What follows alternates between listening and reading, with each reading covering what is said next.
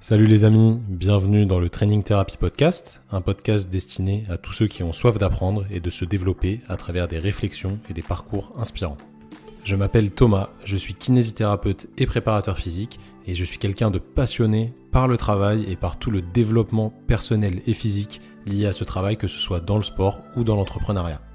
Dans ce podcast, je vous partagerai mes réflexions autour du sport, du travail et de l'entrepreneuriat, mais j'interviewerai aussi des acteurs du milieu sportif et du milieu de la santé qui auront des expériences pertinentes à vous partager. Je vous laisse découvrir le podcast du jour et je vous souhaite une excellente écoute. Les amis, bonjour à tous. Je suis très heureux d'accueillir notre première invitée aujourd'hui, Anne-Laure Coutanceau. Anne-Laure, je vais te laisser te présenter rapidement ou pas rapidement. D'ailleurs, tu fais comme tu veux. Et j'espère que cet épisode, il va vraiment vous intéresser. Je suis sûr qu'il va en inspirer plus d'un et plus d'une. Peut-être que ça s'adresse plus aux femmes, mais je ne suis pas sûr. Ça s'adresse un petit peu à tout le monde. Vas-y, je te laisse te présenter, Anne-Laure. Donc, Anne-Laure Coutanceau, j'ai 34 ans. Je travaille dans la grande distribution. Je suis directrice d'un supermarché. J'ai commencé le CrossFit en 2016. Suite à des échanges avec une copine, et puis m'a proposé une séance d'essai. C'était à Paris, on était trois potes, donc du coup on s'est lancé. Je m'en souviendrai toute ma vie. J'ai commencé par un carène.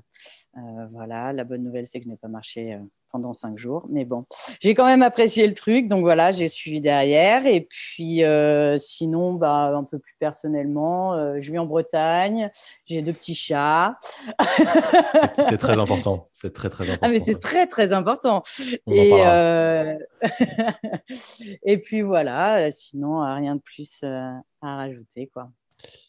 Alors, nous, on s'est rencontrés à la boxe de CrossFit il y a, je pense, 2 ans, parce que j'ai commencé il y a 2 ans, donc ça doit faire ça, avec Simon, évidemment, qui n'est pas là aujourd'hui. Mais Simon, il n'est pas là sur les podcasts parce que c'est pas un très grand orateur, du moins quand il y a une caméra. Parce que s'il n'y a pas de caméra, ça va, mais quand il y a une caméra, c'est un peu plus compliqué.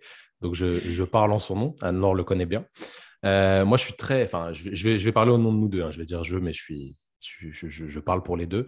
Je suis très admiratif de ton travail et surtout de ta motivation et de ce que tu transmets à travers toutes les valeurs de travail qui te sont propres. Je ne parle pas que d'un point de vue sportif, parce que comme tu l'as dit, tu gères un grand magasin. Elle a pas détaillé, mais c'est pas genre l'épicerie qui est en bas de chez vous, hein. C'est vraiment un grand truc avec beaucoup de personnes, etc. Donc forcément, ça amène pas mal de relations et de gérance qui ne sont pas forcément des choses simples à faire, en plus de tout le contexte sportif qui tourne autour d'Anne-Laure, parce qu'elle s'entraîne beaucoup. Elle s'entraîne très bien, elle a un très bon coach. Donc, c'est pour ça que je t'ai invité dans ce podcast, parce que je pense que tu as pas mal de choses à nous dire à ce sujet. Petit détail, c'est quoi un carène pour ceux qui ne connaissent pas? Tu nous as dit que tu avais fait un Un carène. carène, c'est effectuer 150 wall balls le plus rapidement possible. Voilà. T'as mis combien de temps? Tu te rappelles ou pas? Oh, franchement, non, je crois que j'ai même pas fini. Franchement, Ah je ouais. crois que j'ai même... non, je crois que j'ai même pas Ah, fini. terrible. J'arrivais même pas à acheter la meuf. C'était l'enfer. Mais moi, je faisais pas de sport. Le seul truc que je faisais, c'était de l'aquabiking 2 fois par semaine, juste histoire de dire j'élimine l'alcool et les clopes que je me mets tous les jours. Et puis voilà quoi. Donc forcément, non, ça a été l'enfer. Ça a été l'enfer, vraiment. C'était quand déjà? Je sais pas si tu l'as dit tout à l'heure. Oh là là, c'était en début 2016, ouais, début de l'année 2016. Ouais, ça va faire 6 ans, quoi. Ouais, c'est ça. Ouais. Et avant, tu n'avais vraiment pas d'expérience sportive spécifique? Alors non, après comme la majorité des enfants, hein, j'ai fait un peu de danse, enfin un peu, j'ai fait quand même 17 ans de danse Ah, moderne. J'ai commencé c'est quand pas un j'avais peu, du coup. 3 ans. Ouais, ouais, ouais. Après, j'ai fait de l'équitation aussi pendant quelques années. Et puis après, arrivé à l'adolescence, tu vois, j'ai préféré aller danser en boîte plutôt que de me lever le dimanche matin pour faire des concours d'équitation.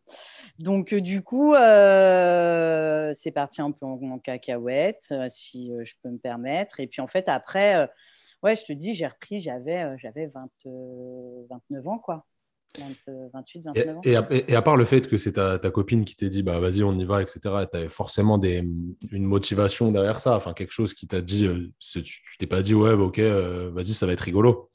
Tu t'es douté un En petit peu. fait, ouais, en fait, si tu veux, elle s'était remise au sport déjà depuis quelques temps et on échangeait beaucoup là-dessus. Et en fait, c'est vrai que, bah, tu vois, ce qu'elle me disait, comment elle se sentait, tu vois, je la voyais moins fumer, avoir une meilleure hygiène de vie et tout. Et là, je me suis dit, en fait, le déclic, c'est peut-être ça, tu vois, parce qu'en fait, j'avais un boulot, à l'époque, je bossais au McDo, je bossais 6 jours sur 7, je bossais entre 60 et 80 heures par semaine. Donc, super, mes seuls hobbies, c'était d'aller bouffer au resto, de boire l'alcool, et voilà. Donc, si tu veux, j'étais un peu dans une routine qui ne me convenait plus, et puis je me suis dit, c'était peut-être ça la clé, quoi. Mais bon, bah après, voilà, tu sais, entre le moment où tu te dis c'est peut-être ça la clé et le moment où tu te lances dans le truc, bah, il faut avoir le déclic, quoi. Et donc, bah, le déclic, ça a été l'absence enfin, de ne pas pouvoir marcher pendant, pendant plusieurs jours, en fait. Et Et du coup, ouais, vas-y. vas-y, Non, non, je te mais laisse. du coup, si tu veux, en fait, il y a pas vraiment, il y a pas vraiment eu de réelle motivation. En fait, c'est juste l'engrenage, tu vois. J'ai lancé par cette séance-là. Derrière, à l'époque, j'étais à Saint-Nazaire. Je savais qu'il y avait une box de CrossFit qui allait ouvrir. Claire, à l'époque, elle faisait de cross-training. Donc, du coup, elle me dit, bah, écoute, quand la box, elle ouvre, si ça te dit, on se lance toutes les deux, machin. Elle ne voulait pas trop y aller toute seule. Elle sentait qu'il y avait une opportunité avec moi. Puis bah voilà, tu vois, tu te lances dans le truc et puis bah tu fais une séance, tu te rends compte que tu es capable de faire des choses que tu pensais pas capable. Et puis bah une séance, deux séances, et puis bah après tu dis bah tiens, j'aimerais bien passer ce mouvement-là, donc je vais essayer de le bosser en open gym, et puis etc etc etc. Et puis bah en fait après tu te prends au jeu de te dire bah en fait je peux me surpasser, je suis capable de faire des choses. Et puis bah moi je me suis laissé embarquer par le truc, quoi. T'y es revenu combien de temps après ton super carène pas fini? Oui, il s'est passé quand même plusieurs semaines, hein. Enfin plusieurs mois. La boxe, ça a dû ouvrir 4 mois après. Mais par contre, tu vois, j'ai eu le temps de maturer le truc et de me dire, ouais, j'y vais. J'organise aussi mes journées par rapport à ça. Parce que moi, quand j'étais au McDo, je bossais en moyenne 12 heures par jour. Donc, j'arrivais au boulot, je repartais pas tant qu'il n'y avait plus de clients, quoi, tu vois. Donc Mhm. là, je m'étais dit, je m'impose aussi de couper dans la journée, d'aller à cette séance de sport, même si c'était que 2 fois par semaine, si tu veux, je m'étais déjà construit un objectif autour de ça en me disant, je vais me lancer dans le truc, quoi. Ok. Alors, pour ceux qui ne savent pas, enfin, ceux qui te connaissent le savent, tu as un handicap physique depuis ta naissance. Donc, ça rend les choses encore plus intéressantes et très, très motivantes dans le sens où tu nous dis, bah, à chaque fois, tu te prends au jeu, tu essayes de te dépasser, etc., d'améliorer encore ce que tu as appris à la séance d'avant, etc. Mais toi, c'est encore plus différent que la moyenne, je trouve, parce que c'est à toi de t'adapter au sport la plupart du temps, parce que c'est pas forcément, tout n'est pas préparé pour accueillir des gens en situation de handicap. Et comment tu as géré ça au départ, sachant que quand tu as commencé le CrossFit, c'était peut-être pas encore hyper, comment dire, hyper aussi populaire qu'aujourd'hui, on va dire, la catégorie adaptive. Sachant que maintenant, c'est au CrossFit Games, etc. Je pense que les coachs sont plus sensibles à ça, tu vois, et qu'ils ont plus de retours, d'expérience là-dessus, etc. Donc, ils s'adaptent potentiellement mieux aux personnes qu'ils ont en face d'eux et qui ne peuvent pas forcément faire tous les mêmes mouvements comme les autres. Et ça, on en reparlera encore après parce que moi, je ne suis pas sûr que toi, tu es vraiment de limites. Comment comment tu as géré ça au départ?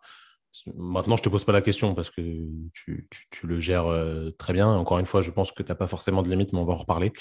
Comment c'était au départ? Alors au départ, c'était vraiment pas facile. Là, je me suis pas mis tout de suite à travailler avec une barre d'haltéro. Tu vois, les coachs étaient assez frileux. Après, je comprends, tu vois, j'étais la seule en situation de handicap dans la boxe, donc forcément, quand il doit arriver, tu vois, bah, il se dit merde, comment je vais faire? Donc, dans un premier temps, pour simplifier le truc, et puis vu que j'avais vraiment pas du tout d'expérience sportive depuis des années, on s'est dit bon, bah voilà, on va travailler à la dumbbell, il y a moins de danger, à la dumbbell, kettlebell, il y a moins de danger, on va essayer de bosser comme ça. Donc, bah voilà, je me suis lancée d'abord sur des mouvements simples. Tout ce qui était mouvement gym, au début, je crois qu'on n'adaptait quasiment pas. Je faisais autre chose. En fait, on n'essayait pas vraiment d'adapter. Tu vois, j'essayais pas de me suspendre, tout ça. Et en fait, ma pote Claire, donc avec qui j'ai commencé le CrossFit, est passionnée de sport. Elle est coach d'ailleurs aujourd'hui. Et en fait, toutes les deux, on a cherché, tu vois, sur les réseaux, et puis, bah voilà, on a fait fonctionner notre tête. On s'est dit, bah, il y a forcément des trucs qui sont possibles. Donc, on a trouvé beaucoup d'inspiration aux États-Unis, puisque l'adaptive existe aux États-Unis depuis très longtemps. Et ils ont déjà beaucoup plus avancé que nous en France. Et en plus de ça, j'ai trouvé un gars en France qui s'appelle Alexis, qui est sur Toulouse, qui lui pratiquait déjà le CrossFit. Et il avait mis quelques vidéos de lui sur les réseaux. Et donc, je voyais en fait qu'il faisait de la gym, qui faisait des mouvements à la barre et tout. Et donc, en fait, je me suis dit, il est comme toi exactement le même handicap Ok. que moi, c'est juste lui l'autre bras, mais on a exactement le même handicap. Donc en plus, du coup, ça correspondait vraiment à ce que je Ouais, recherchais. carrément. C'était vraiment un gros, gros coup de bol de trouver ce gars-là. Puis en plus, il est hyper solide. Donc si tu veux, forcément, ça nous a bien aidé. Ça nous a bien aidé. Et donc en fait, je l'ai contacté sur les réseaux et il m'a répondu direct. Donc il m'a donné pas mal de petits tips et tout. C'était cool. Et puis après, c'est Claire aussi, tu vois, qui a trouvé des idées. Alors, tu vois, au début, je me souviens, la gym, je me suspendais sous l'aisselle de mon bras handicapé avec un élastique. Ok. L'enfer, je me coinçais la peau, je ressortais avec des hématomes et tout, tu vois. C'était Ah, horrible, c'était pas ça devait pas viable être dans très le agréable, temps. ça, ouais. Ouais. Eh ben non, c'était pas viable dans le temps. Donc, on a essayé énormément de choses. Et puis, la majorité des adaptations que j'ai créées au début, en fait, je les utilise toujours aujourd'hui. Euh, mais Alexis m'a beaucoup conseillé, notamment sur des petites idées de matériel. Tu vois, maintenant, je m'accroche pour ma gym, je m'accroche avec une sangle de TRX. Bah, clairement, ça, c'est une adaptation qu'il m'avait donnée Alexis et que j'utilise encore aujourd'hui, tu vois. Mais en termes d'adaptation, ouais, il a fallu beaucoup de réflexion, beaucoup de recherche. C'est aussi pour ça qu'on est allé en dehors des cours, tu vois, avec le coach pour pouvoir discuter aussi de potentielle douleur, tu vois, tiens, on va essayer de te mettre sous une barre d'haltéro, mais on va pas le faire pendant le cours parce que pendant le cours, j'ai pas le temps de passer du temps avec toi. Donc, ils ont passé du Mhm. temps avec moi en dehors des cours, tu vois, pour essayer de me sécuriser aussi au maximum. Parce que forcément, avec le déséquilibre et tout, tu vois, tout de suite, de mettre une charge pas hyper stable au-dessus de ma tête, c'était pas forcément très simple. Donc voilà, il a fallu qu'on réfléchisse, mais ça, après, les choses se sont faites plutôt naturellement. Puis j'ai une grande adaptabilité quand même, ça m'a vachement aidé, quoi. Est-ce qu'au départ, il y a des personnes ou des gens qui t'ont dit que tu ne pourrais pas faire certaines choses de manière assez catégorique? Alors, ça n'a pas été tout de suite. Dans la première box que j'ai fait, donc à Saint-Nazaire, tout le monde était encourageant et me laissait croire en mes rêves. Par contre, oui, j'ai rencontré un coach un jour qui m'a dit j'essayais de bosser mes tractions et j'avoue que c'était très très compliqué en keeping et tout. Voilà, j'arrivais pas à me soulever, c'était dur. Et clairement, il m'a dit tu ne passeras jamais une traction. Donc, je suis rentrée chez moi en pleurant parce que je voyais plein de gens en situation de handicap en faire et que je ne comprenais pas pourquoi moi, je ne pourrais pas en faire. Ça a été hyper compliqué. Bon, après, à l'époque, j'avais des amis proches avec qui je m'entraînais beaucoup qui m'ont rassuré et qui m'ont dit qu'il me fallait juste que voilà, je gagne en force, etc. Et donc, du coup, que je sois patiente aussi. C'est vrai que j'étais très, très impatiente. Mais oui, alors très peu, mais j'avoue, cette personne-là, je me souviendrai toujours de ce qu'elle m'a dit. Ouais. Donc, peut-être qu'aujourd'hui, elle regarde tes vidéos où tu fais des tractions. J'espère. Ouais, ce serait bien. Est-ce que tu penses que tu as une limite dans les mouvements, vraiment une limite stricte, un truc que tu es sûr que tu pourras jamais faire ou pas? Alors, honnêtement, les seules choses que je vois compliquées avec mon type de handicap, c'est le travail aux anneaux. Parce que clairement, tu vois, tout ce qui est toast touring, si c'est envisageable parce qu'à un Oui, ça bras, c'est bon, une ça fois ne que t'es. change Ouais, rien. ouais, bien sûr. C'est juste suspendu en fait. Mais dès qu'il y a du tirage aux anneaux, il y a un moment de transition. Ah, il y a de la Je vois rotation pas. pas mal qui est. Mais il y a un Espagnol qui a le même handicap que moi et qui a sorti une vidéo récemment où il fait un ring muscle up. Donc, je me dis qu'en fait, potentiellement, il n'y a pas de limite. Comment il fait du coup? En fait, il se sangle.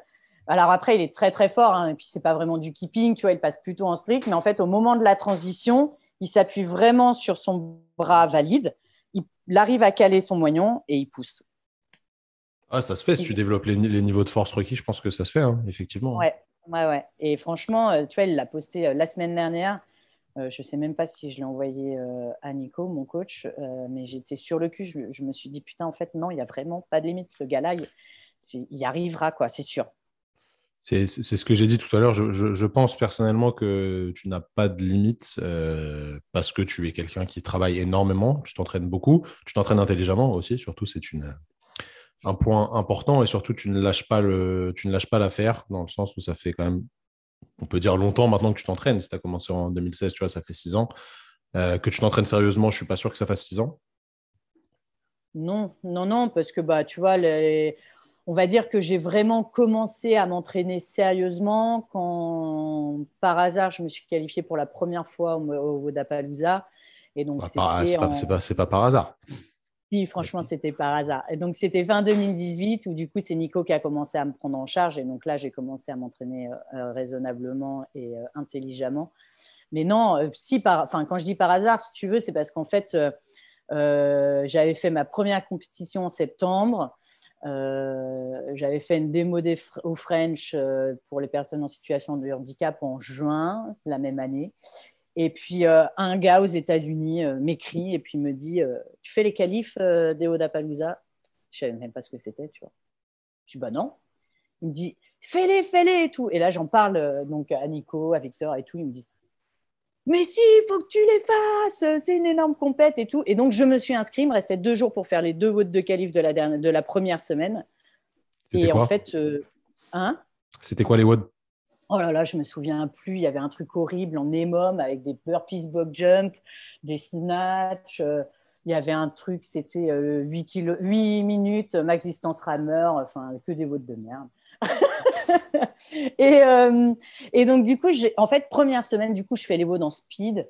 Première semaine, donc ils clôturent les scores de la première semaine. Et là, bim, je suis dans le top 5, quoi. Et là, tu te dis, en fait, il se passe un truc que je n'ai pas compris. Donc, je fais la deuxième semaine de qualif, bim, je reste dans le top 5. Troisième semaine de qualif, bim, je reste dans le top 5. Je suis qualifié. Et là, tu te dis, OK, d'accord. Je ne savais pas monter à la corde. Les tractions, c'était limite. Enfin, j'avais un niveau qui était encore hyper fragile, tu vois. Je passais tout juste mes DU. Et puis bah là, du coup, je sais que je suis qualifiée en novembre. Je me motive pour partir, la qualifier en janvier, quoi. Donc, tu vois, quand je dis par hasard, c'est que en fait, tout s'est enchaîné sans vraiment réelle volonté, sans vraiment réelle préparation C'est pour la surtout ta compétition. préparation, ouais. Il n'y avait pas de préparation vraiment cadrée, quoi. Voilà, exactement. Ok, alors ça nous amène justement à ces fameux Wodapalooza là, de 2018 du coup. Alors, oui, enfin, un qualif 2018 et Ouais, finale 2019. 2019. Ouais. Ok, comment ça s'est passé? C'était ta première. Euh, Est-ce que c'était ta première vraie compète déjà? oui. Ok, donc Oui, oui, c'était tu commences déjà très fort, quoi. Ouais, je commence très fort, je me mets une pression énorme parce que y a plein de choses que je ne maîtrise pas. C'est aux États-Unis, je ne maîtrise pas l'anglais, je pars toute seule. Donc, énormément de stress. Est-ce que tu as pris des cours d'anglais depuis? Non, et maintenant j'emmène des Ah, gens qui parlent anglais avec moi. ok, c'est la solution de facilité. C'est bien, c'est bien. Tu t'adaptes, tu vois, c'est bien. Et comme ça, je suis sûre de ne pas partir toute seule. Tu vois. Euh, et donc, ouais, je pars toute seule. À une semaine de partir, je dis à mes amis que je ne veux plus y aller. Et puis, bah, je me mets une pression de dingue. Bref, je pars. La prépa se passe bien, arrivée sur place. Et puis, je fais la première épreuve, 5 km de run dans le sable. Je me fragilise une cheville que je me suis déjà plus ou moins blessée en décembre, le décembre qui précédait, parce qu'en fait, sur une réception de montée de corde, je me fais mal sauf que je ne m'écoute pas, puisqu'il y a la compétition de 15 jours qui suit. Donc, cheville fragilisée, que je fatigue bien dans le sable. Et puis, deuxième épreuve, premier mouvement, montée de corde. Et sur la deuxième réception, je me réceptionne mal, je me blesse. Entorse, arrachement osseux. Donc, direction l'hôpital avec les pompiers et tout. Je fais 12 heures d'urgence. Rapatriement, la totale, quoi. Donc là, gros coup dur. En plus, je suis toute seule là-bas. Donc, déjà, le moral dans les chaussettes. Physiquement, pas mieux. Donc, période assez compliquée. Donc, voilà, la première expérience a été vraiment un peu gâchée, quoi, forcément. Hein. Et du coup, tu n'as pas fini la compète? Non, pas du tout. Du coup, vraiment, je suis trop blessée. Mhm. Tu vois, j'ai même pas fini mon voyage. En fait, je devais rester jusque. Alors, je sais plus. Je devais rester jusqu'au jeudi qui suivait la compétition. Et en fait, j'ai été rapatriée le lundi en fin de journée, je crois. Après, le temps d'organiser et tout, tu vois, avec les assurances. Est-ce que c'est ta plus grosse blessure? C'est ma plus grosse blessure et on va dire que oui, c'est la seule. C'est la seule blessure que je me suis faite en pratiquant ce sport. Et, et par contre, je l'ai traîné très longtemps. Ouais, Ah, je l'ai justement, traîné. vous me connaissez, ceux qui écoutent, je pense, mais moi, je suis kiné, je connais bien l'histoire que Adlan va vous raconter, qui est assez incroyable. Comment ça s'est passé la suite de cette entorse arrachement osseux, qui n'est pas quelque chose de fondamentalement très grave, si je le vois de bon côté. C'est pas que c'est jamais cool, mais c'est un trauma qui est assez fréquent et qui se gère normalement bien quand on fait appel aux personnes compétentes. Comment ça s'est passé la suite? Alors, aux États-Unis, du coup, ils me font des radios. Ils me font 2 fois des radios parce que l'œdème est tellement gros que, du coup, tu vois, les clichés, ils n'arrivent pas à avoir des clichés nets. Donc, ils m'en font 2. Bref, le mec me dit, je plâtre. Ok, bon, nous, en France, on plâtre plus les entorses, mais Pas à ok. ton âge, ouais. Pas à ton âge. Insinuerais-tu que je suis vieille? Non, mais genre, t'as pas moins de 15 ans, quoi. Et donc, du coup, plâtre. Mais après, je pense que c'était surtout pour me rapatrier, enfin, tu vois, pour que le rapatriement. Est-ce que t'as dû payer tout ça, là? Bien sûr, Est-ce que t'as dû payer 2 radios? j'ai payé 2 radios, Yes. j'ai payé tous Superbe. les gestes médicaux. Non, j'ai une facture monstrueuse de frais médicaux là-bas. Tu te rappelles à peu Je, près combien c'était? j'en ai eu pour un peu plus de, je crois, $3 600, je crois, un truc comme ça. Trois mille Donc, six cents ça dollars. montre quand même qu'en France, malgré que tout ne soit pas optimal, on a de la chance avec la sécurité sociale, même si on le paye dans nos impôts, évidemment. On a quand même de la chance de ce côté-là. Bref, je te laisse finir. Et donc, du coup, je suis rapatriée. Arrivée en France, je me dis qu'il faut que j'aille voir un médecin. Donc, je vais voir le médecin traitant de mes parents parce que je me fais rapatrier chez eux vu que je vis toute seule et que je ne peux pas me déplacer en béquille étant donné mon handicap. Donc, du coup, je me fais rapatrier chez mes parents. Je vais voir le médecin traitant qui me prend un rendez-vous donc chez un ortho assez réputé puisque je ne vais pas citer son nom, mais c'est un ortho qui s'occupe de l'équipe de foot d'Angers, donc du SCO d'Angers quand même, hein, qui n'est pas une petite équipe. Donc, j'ai rendez-vous avec ce monsieur-là qui me fait faire des radios sous plâtre. Voilà. Et rendez-vous avec lui. Il m'enlève le plâtre. Et là, il me dit bon, on laisse comme ça. Quand vous vous sentez de poser le pied, vous posez pied. Si vous ne vous sentez pas, vous ne posez pas. Merci, au revoir. Superbe. Okay. Donc, moi, n'y connaissant rien, et puis vu la réputation du mec, tu lui fais confiance, quoi. Bon, je regarde ma cheville quand même, je me dis, c'est quand même pas très joli, mais bon. Et donc là, je lui dis que j'ai une maladie de la coagulation et que ne pouvant pas poser pied par terre, potentiellement, je peux quand même faire une thrombose. Il me dit, non, non, c'est bon, vous allez mettre des chaussettes de contention. Bien sûr, sur une cheville enflé, je ne peux même pas te décrire le truc. Et, et puis, on ne pouvait même pas effleurer ma cheville tellement j'avais mal, quoi. Donc, mettre une chaussette de contention sur un truc comme ça, c'était non envisageable, si tu veux. Et donc, bref, je rentre chez moi avec mon ordo pour mes chaussettes de contention. Donc, je vais à la pharmacie. Même la pharmacienne, elle regarde le truc. Elle me dit, mais vous n'allez jamais mettre une chaussette là-dessus. C'est pas possible. Je vous le dis direct, vous ne pourrez pas. Je dis, oui, d'accord. Donc là, je repars. Elle me dit, bah oui, vous rentrez chez vous. Ok, très bien, merci, madame. Et puis, au bout d'un mois, je ne pose toujours pas le pied. Ah ouais, un mois quand même. Ouais, je pose toujours pas le pied. Je ne marche toujours pas. Je rentre chez moi parce que je dois déménager, donc je rentre chez moi et puis j'ai mal au mollet. Donc j'appelle ma copine. J'appelle ma copine qui était infirmière avec qui j'ai commencé le CrossFit, donc Claire qui me dit tu vas tout de suite aux urgences, tu fais le phlébite. Je dis non mais c'est bon, t'inquiète, je prends rendez-vous chez mon médecin. Donc j'ai rendez-vous chez mon médecin 2 jours plus tard, je reste avec ma petite phlébite qui va bien. Et donc, j'arrive, il me dit, donc déjà d'une, vous ne marchez pas, qu'est-ce qui s'est passé? Donc, je lui explique, il me dit, on va déjà commencer par faire il me dit, vous avez fait du kiné? Je dis, non. Il me dit, mais normalement, vous devriez être prise en charge depuis longtemps. Peut-être, mais en tout cas, je ne le suis pas. Donc, voilà. Puis, il me dit, vous allez aller tout de suite en urgence à côté, là, faire un Doppler.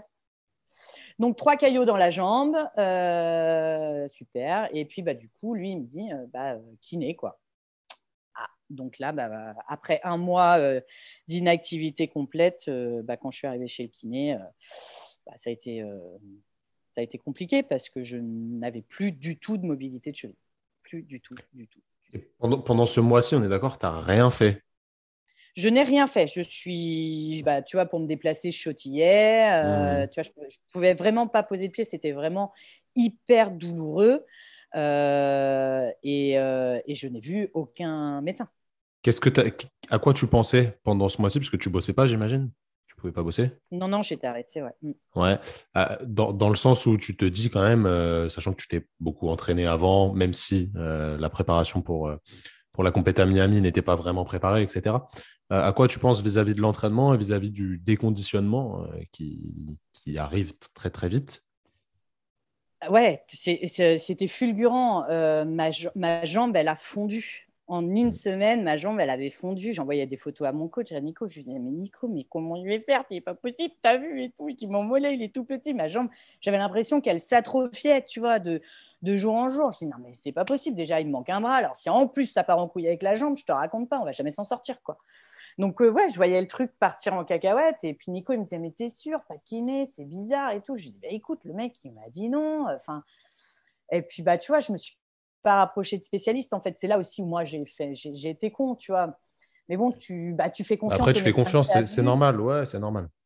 Donc, tu vois, j'ai fait confiance au médecin que j'ai vu. Maintenant, tu vois, je sais que je ne ferai plus la même connerie. Mais en fait, tant que tu n'as pas été confronté au truc, ouais, j'ai fait confiance au doc. Et puis je me suis dit que y a bien un jour où ça reviendrait, tu vois. Alors, c'est vrai, je m'étais fait une entorse à la cheville quand j'étais toute petite. Je n'ai jamais fait de kiné. Puis, c'est reparti, tu vois. Mais il n'y a pas le même âge, il n'y a pas la même… Enfin, tu vois, il y a… Donc, voilà. Donc, et tu vois, il y a encore un an, j'avais fait appel du coup, à Simon parce que j'avais toujours pas récupéré ma mobilité de cheville, j'avais toujours des douleurs, j'avais perdu sur l'usage de ma cheville, donc on a continué à travailler. Heureusement que rien n'est irréparable, tu vois, mais c'est vrai que au final, ça m'a traîné pendant presque 2 ans, quoi. Aujourd'hui, est-ce que tu es toujours gêné de temps en temps ou pas du tout? Alors, j'ai plus de gêne. J'ai plus de gêne du tout. J'ai plus de douleur. Par contre, en mobilité, je n'ai pas récupéré à 100%. Est-ce que tu le travailles vraiment? Ouais, je la travaille. Alors, Okay. moins régulièrement que quand quand j'avais mon suivi avec Simon. On va dire qu'aujourd'hui, je suis à 90% de ce que j'avais, quoi. Mais ça ne m'empêche pas ça ne me bloque plus dans mes mouvements, tu vois. Quand j'avais fait appel à Simon, effectivement, j'étais vraiment dérangée dans mes mouvements. Ma mobilité, elle était vraiment restreinte et ça me gênait. Là, aujourd'hui, ça se joue allez, on va dire à 2 cm, tu vois, il n'y a plus rien. Ouais, il n'y a plus de grosses différences. Tu ne le sens pas sur tes lifts ou autre, quoi. Pas du tout. J'ai vu que tu avais des belles chaussures d'haltéro d'ailleurs en ce moment. Oui. Est-ce que ça t'aide? Alors, est-ce que tu sens une différence? Est-ce que tu te sens plus performante avec ouais, je me sens plus à l'aise quand même. Ouais. Ok. Mais c'est bien, hein. C'est Après, intéressant dans certains cas. Hein. je sais pas si c'est un placebo ou Non, mais ça te change ta position, donc forcément, tu es plus moi, équilibré. je suis plus à l'aise, effectivement, Mm. tu vois, notamment sur mes snatchs. Voilà, je sens que ça me permet de mieux gérer mon centre de gravité et mon équilibre. Alors, comment tu t'entraînes actuellement autour de toute cette préparation, sachant que je le dis parce que je ne sais pas si je l'ai dit au départ, mais tu as fait les CrossFit Games l'année dernière, enfin en 2021, du coup, c'était il n'y a pas si longtemps que ça. Comment tu t'entraînes vis-à-vis de l'expérience qu'a pu te donner la compétition, de l'expérience que tu as eu d'autres compètes aussi, etc. Est-ce que les choses se modifient? Est-ce que Nicolas modifie des choses? Est-ce que toi, tu as une vision différente? Comment elle est ta répartition sur la semaine? Qu'est-ce que tu suis? Est-ce que tu fais énormément de WOD? Est-ce que tu te mets des cartouches à chaque séance? Qu'est-ce que tu fais actuellement? Si on résume un petit peu le dernier mois là, de prépa pour Miami, comment ça s'est réparti? Alors, j'ai énormément de renfos. Parce qu'on essaye de travailler tout ce déséquilibre que je peux avoir au quotidien et qui peut me bloquer dans mes mouvements. On travaille aussi beaucoup la force, notamment pour mes mouvements de gym. Tu vois, de la force pure, forcément, parce que de toute façon, j'ai un très. En fait, j'ai délaissé mon côté gauche pendant tout le début de mes années de CrossFit. Je ne travaillais que mon côté droit. Sauf que aujourd'hui, pour la gym, j'en ai besoin, ce côté gauche. Alors, effectivement, je ne l'utilise pas pour l'haltéro, mais je l'utilise pour la gym. Et donc, c'est ce qui me coûtait aussi sur mes performances en gym. Donc, on travaille beaucoup, on a beaucoup axé là-dessus. Les CrossFit Games ont ressorti plusieurs points, notamment le fait que aux Games, je n'avais pas de gym, contrairement aux autres compétitions, et pas de mouvement à la barre d'haltéro.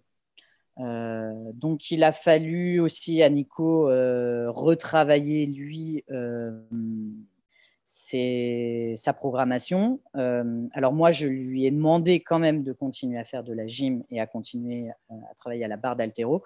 Mais par contre, effectivement, dans les WOD, il me met beaucoup plus souvent dans mes Metcon des mouvements à la dumbbell très lourde. Parce qu'au game, c'est principalement ça qu'on a fait. C'est-à-dire ça, ça, Donc, ça monte jusqu'à combien? 25.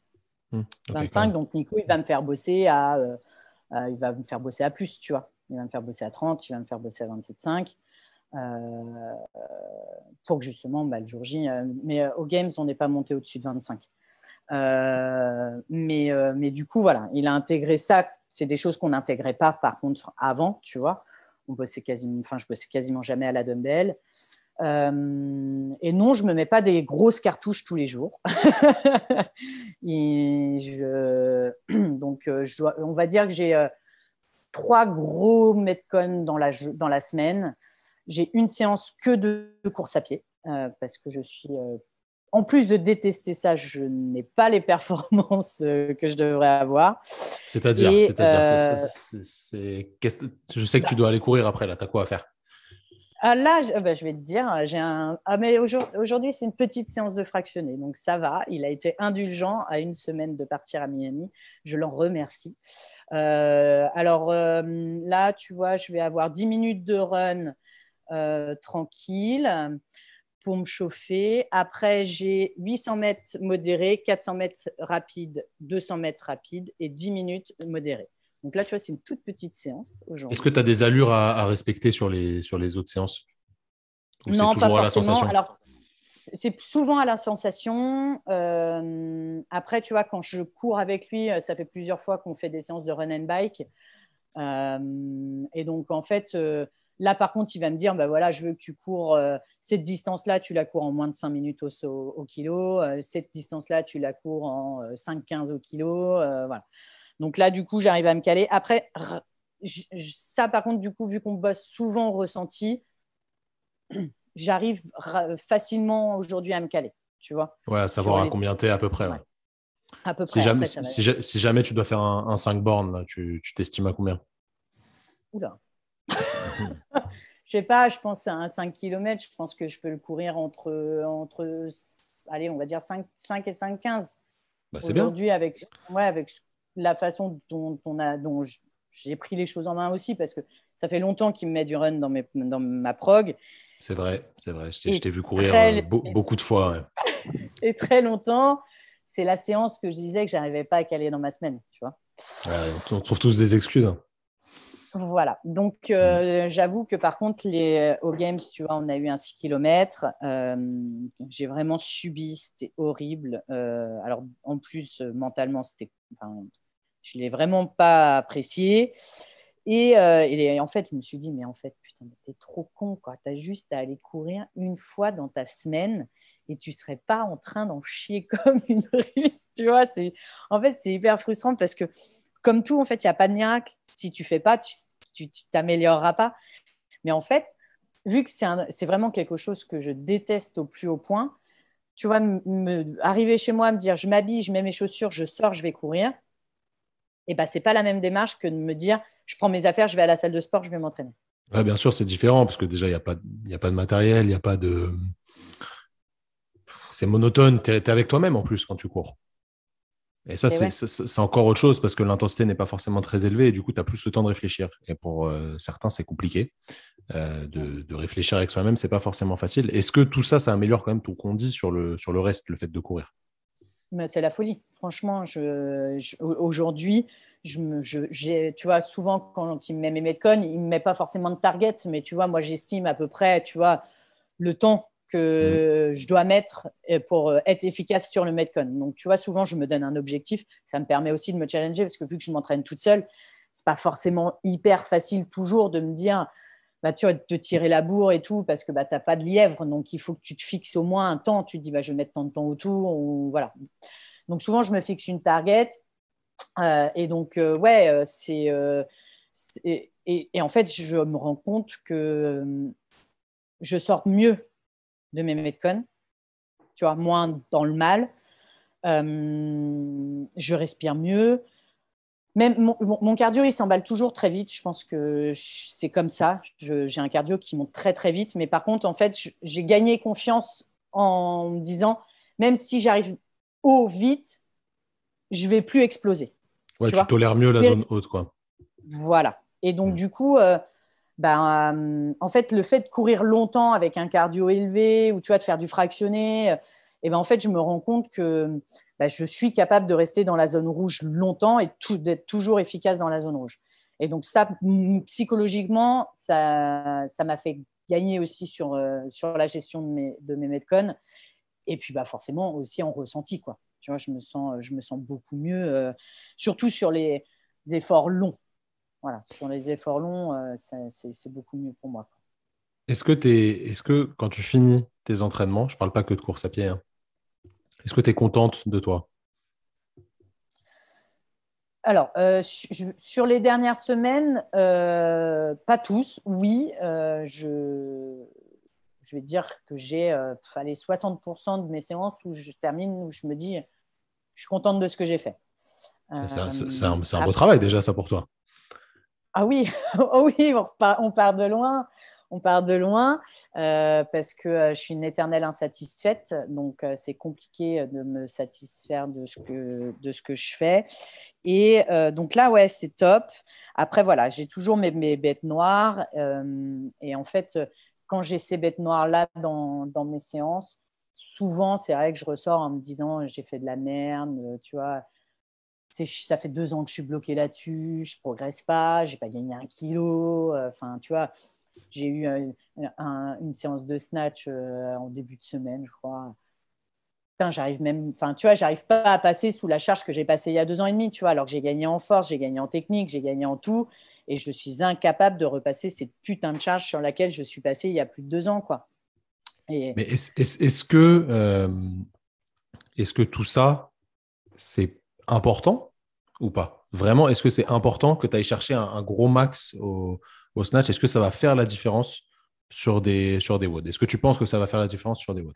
non, je pense pas que ça va faire la différence. La première chose que quand j'ai dit à Nico, putain, je repasse pas sous 42, ça me saoule, il me dit, mais on s'en fout, parce que tu vas passer 10 fois sous 35. C'était Donc ça on ma s'en fout question, en ouais. fait que tu passes Mm. une fois sous 42. Je lui dis, oui, je sais, mais moi, tu vois, là, c'est vraiment mon plaisir personnel. de me dire que je suis capable de passer sous des grosses charges. Pour la majorité des gens qui vont nous écouter, ils vont se dire ouais, 42 kilos, c'est pas lourd. Si, 42 kilos sous mon petit bras, si, c'est lourd, tu vois. Ouais, faites 42 kilos à une main. Déjà, faites 42 kilos tout court, premièrement. Et faites 42 kilos à une main, ce sera une autre histoire. Et voilà, et tu vois, après ça, c'est de la satisfaction personnelle, tu vois. Et en fait, je suis pas repassée sous mon 1RM snatch depuis que je me suis blessée. Alors après, tout le monde me dit, je pense, c'est psychologique. Et autre chose, je rebondis directement. Est-ce que tu t'entraînes pour faire un 1RM snatch? Ah non, pas du tout. Voilà. Donc la réponse, elle est Pas là, en du fait. tout. Bien sûr, nous, ce qu'on veut, c'est, avec Nico, c'est que je gagne en endurance de force, tu vois, Mhm. que je sois plus efficace, comme je t'ai dit, de passer 10 fois sous 35 facilement. Enfin, tu vois, il m'a remis, alors c'était Isabelle qui m'a remis il n'y a pas longtemps, j'éclate mon score de 30 secondes, tu vois, avec 2 kilos de plus.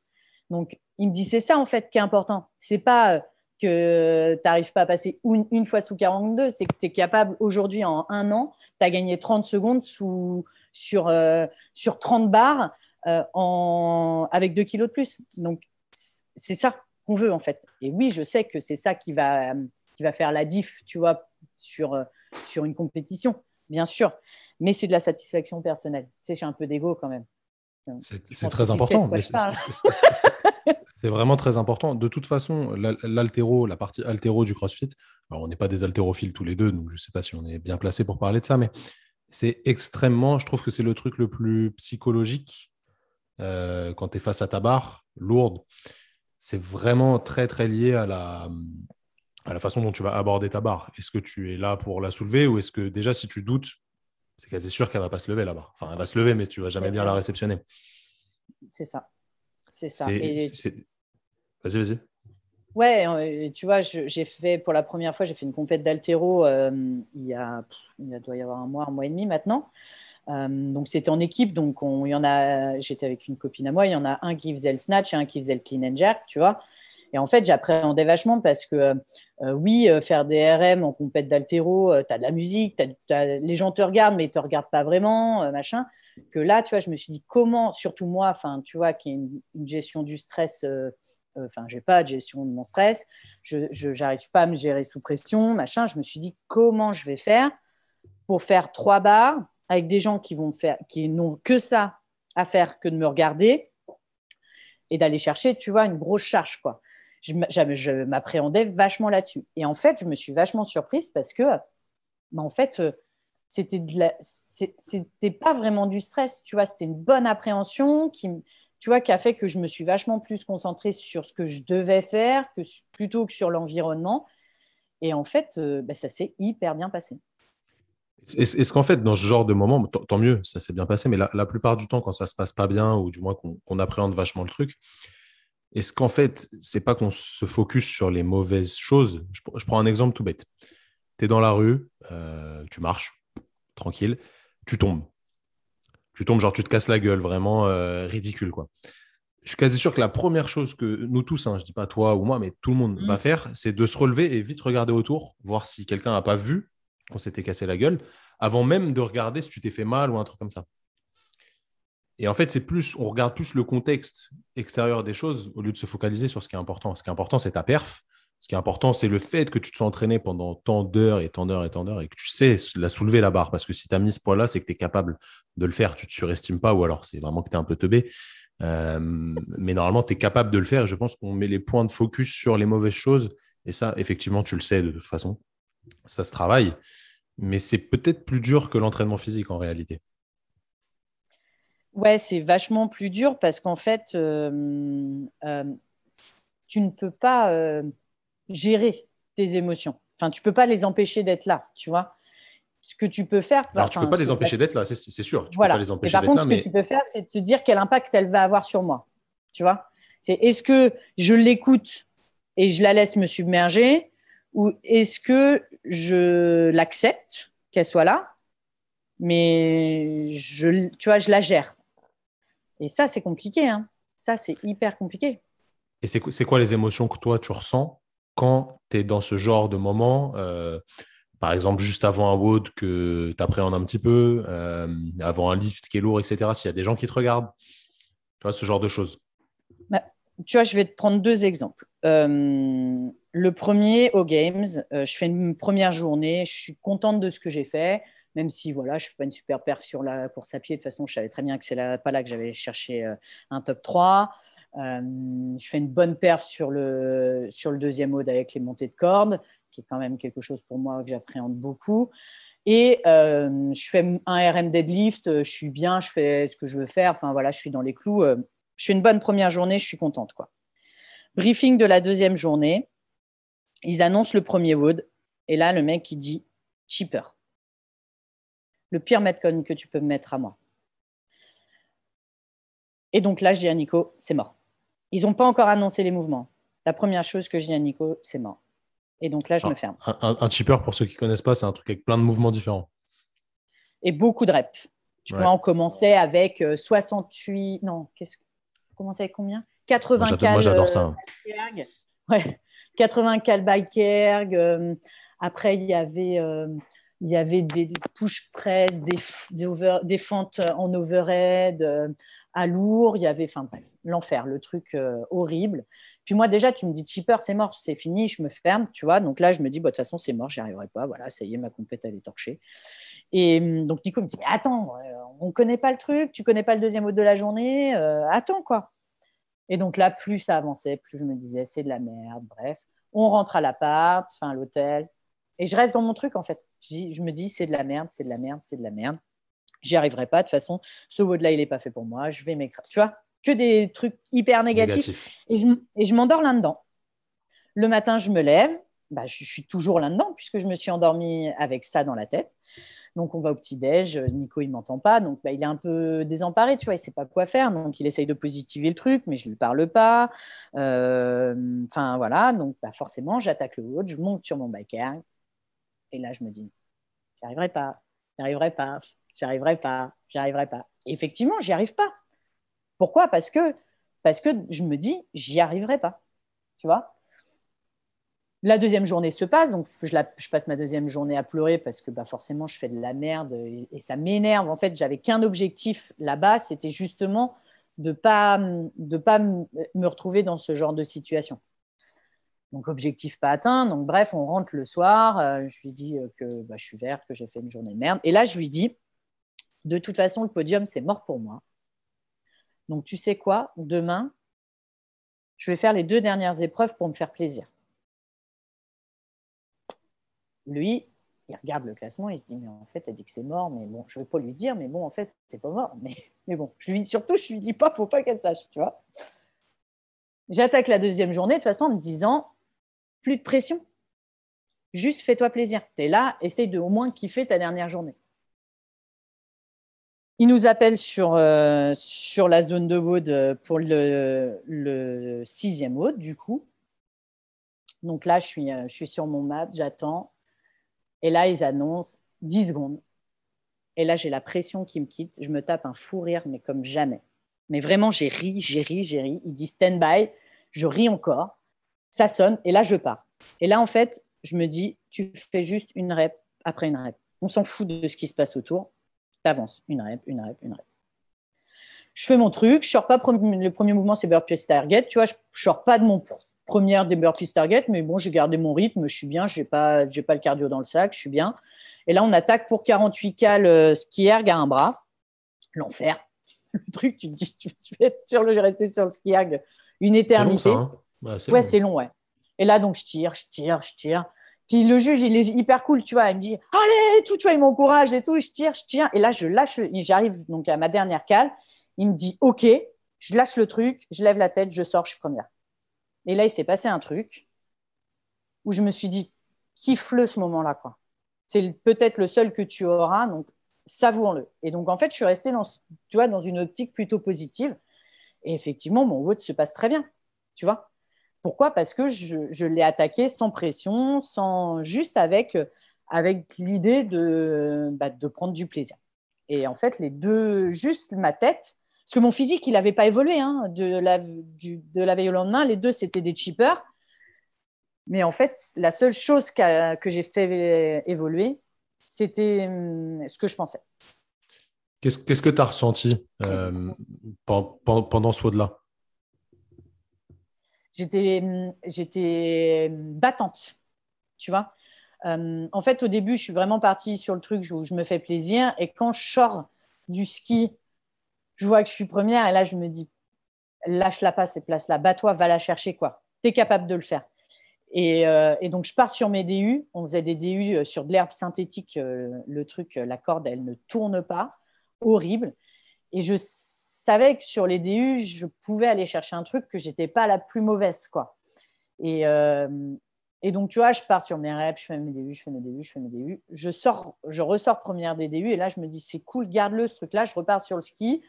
Pareil, alors, je ne sais plus combien il y avait de cales, il y en avait encore beaucoup. Je skie, je ressors première. Et en fait, tu vois, tout le temps de me dire, va chercher ta rep, continue, garde ton rythme, ne lâche pas. Et en fait, du coup, tout le côté positif, tu vois, enfin, toutes les bonnes ondes que je m'étais mises au début du WOD, je les ai vraiment transformées en, en quelque chose de combatif, quoi. Tu vois, où je me suis dit, profite de ce moment et va le chercher, quoi. Tu étais consciente pendant Ouais, tout le truc. ouais. Est-ce que tu penses que tu peux pas te remettre dans cet état-là sur demande, en fait, sur commande? Je pense qu'avec de l'entraînement, si, c'est possible. Hmm. Mais avec de l'entraînement. Effectivement, c'est quelque chose qu'il faut travailler. Déjà, en fait, il faut que j'accepte aussi à l'entraînement de rater. Bien sûr, mais Ça, ça, c'est c'est quelque très chose. important. Mais ça, je pense que tu commences à le savoir maintenant. Maintenant, ouais, mais tu vois, c'est quand même quelque chose qui n'est pas facile à accepter quand je me fous dans Bien le rouge, sûr. que j'explose et que. Non, Et non, bien sûr. que mais en fait, c'est le moment où il faut le faire, tu vois. Oui, c'est sûr. Donc, Alors, tu vois, connaître. tout ça pour moi, enfin, quand j'en parle, ça me paraît hyper facile parce que moi, je fais du sport depuis que j'ai 4 ans. J'ai fait que des sports de combat avant de faire du CrossFit. Donc, j'ai perdu un nombre de fois des combats, mais je peux même pas compter combien de fois j'ai perdu, combien de fois j'ai perdu devant mes parents, devant mes potes, etc. Et puis, quand tu fais un sport de combat, c'est la honte. Tu vois, quand tu perds, c'est Oui, comme si tu t'étais fait casser la gueule, quoi. Donc, tu as perdu et tu n'as que toi-même pour réfléchir. Donc, combien de fois j'ai pleuré après des combats tous les dimanches, etc. C'était comme ça. Donc, pour nous, la défaite, elle est normale, elle n'est pas bonne, mais elle est normale dans le processus d'apprentissage. Et c'est de là où tu vas tirer le plus d'expérience. Et surtout, si tu arrives à analyser les raisons de ton échec. Mais encore une fois, c'est la façon dont tu vois les choses. Tu vois, parce que même ce WOD, tu aurais pu toujours te dire, il y a des gens qui sont un peu chelous. Des fois, ils vont gagner, ils vont se dire, ouais, mais non, je suis pas content parce que j'aurais pu faire mieux. Ouais, ok, mais tu as c'est gagné. pas la question, en fait. Exactement. Surtout à ce niveau-là.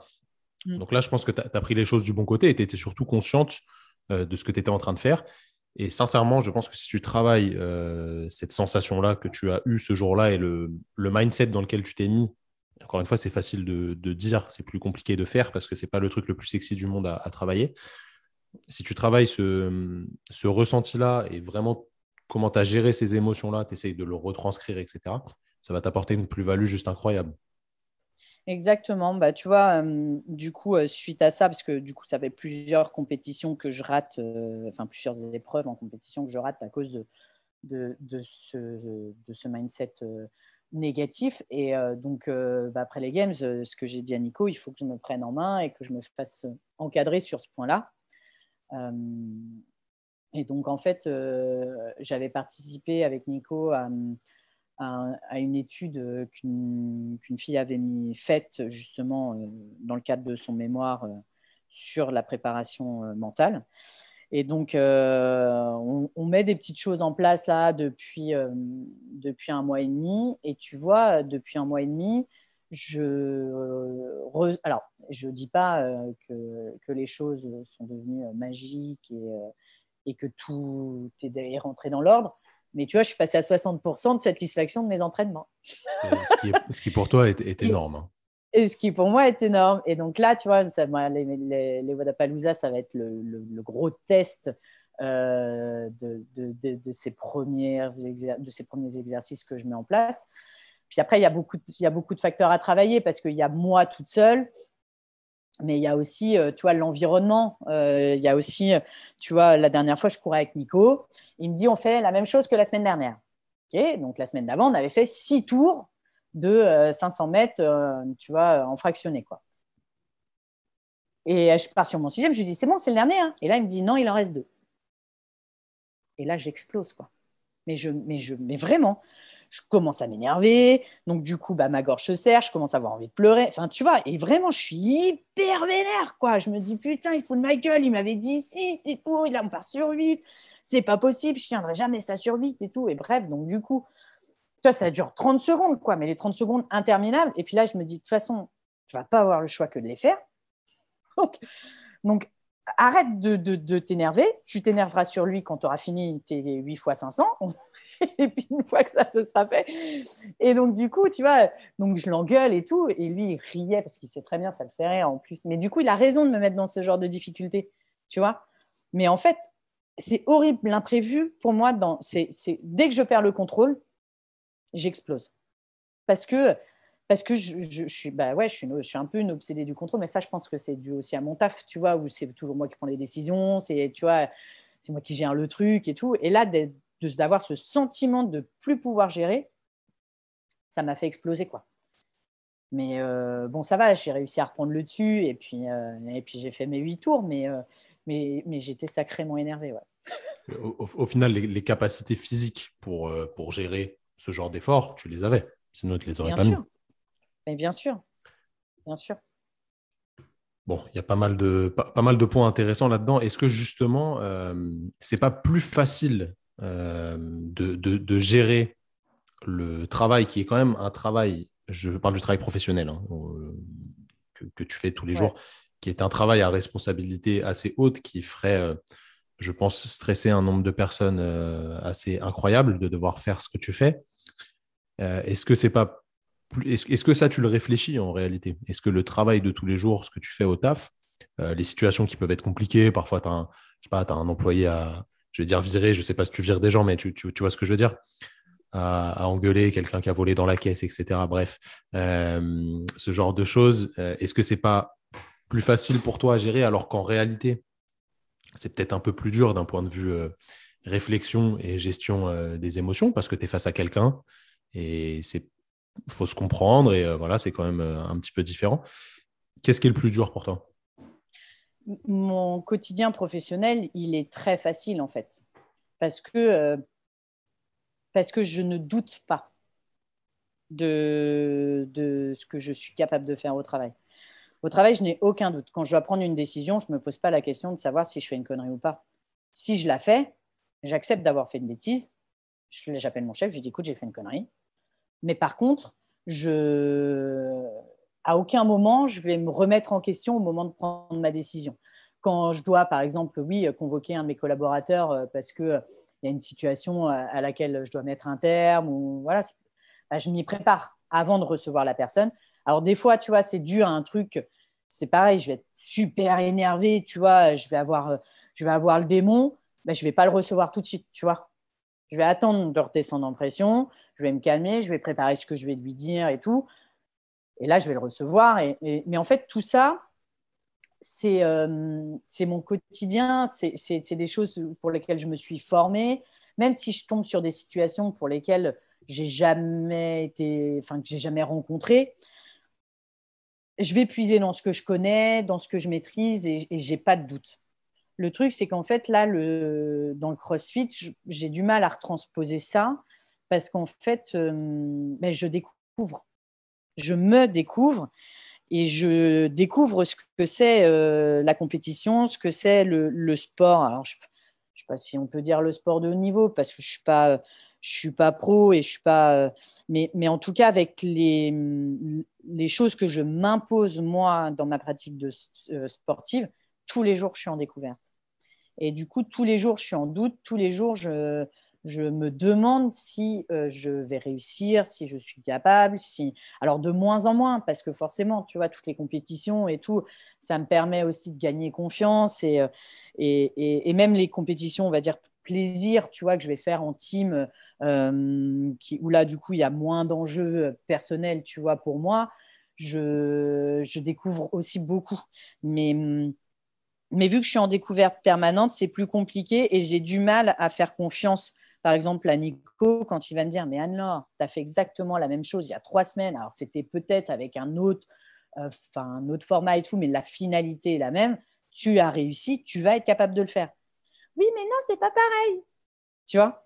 Voilà. Et donc, en fait, je lui fais pas confiance quand il me dit que je suis capable, que machin, que truc. J'ai du mal Et donc, du coup, je ne suis pas la même personne Est-ce au que tu n'as pas boulot. l'impression que ouais, justement, dans le boulot, tu n'intellectualises pas les choses à outrance, dans le sens où c'est naturel pour toi parce que ton expérience et ta confiance en toi te fait faire les choses d'une manière ou d'une autre. Est-ce que c'est la bonne manière? J'en sais rien, mais ça, c'est toi qui le sais.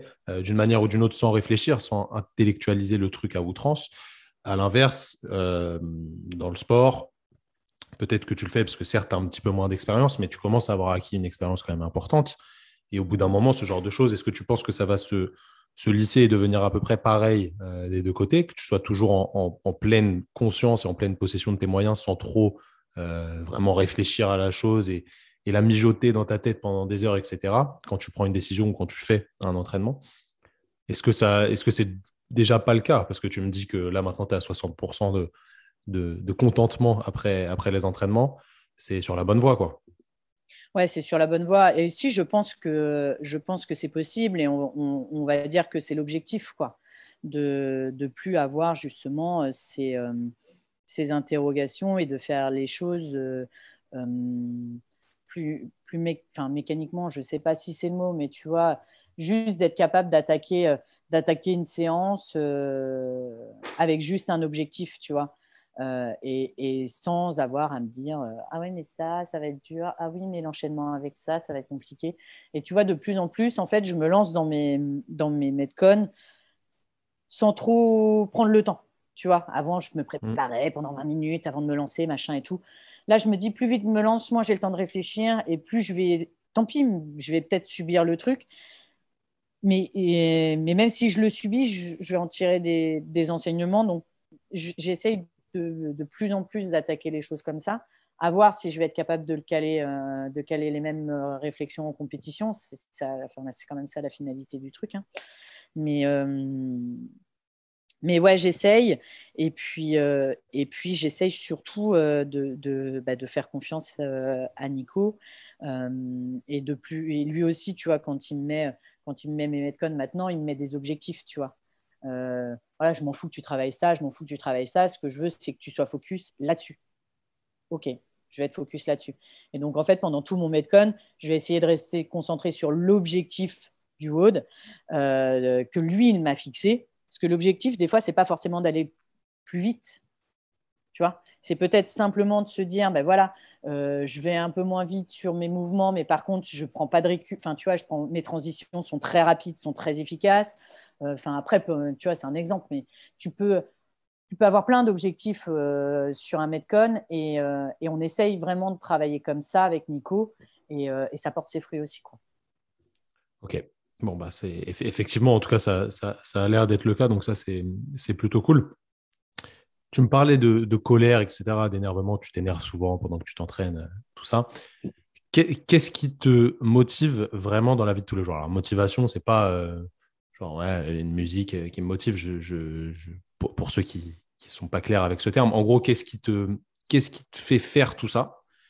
Qu'est-ce qui fait que tous les jours, bah, tu t'entraînes pour des grosses compétitions, etc., d'un sport qui est quand même fait pour des gens qui sont un petit peu traumatisés dans le sens où on aime se faire du mal. C'est pas, tu le fais plus juste d'un point de vue santé. Là, au départ, on parlait d'aller en boîte, de fumer, etc., de remplacer ça par le sport.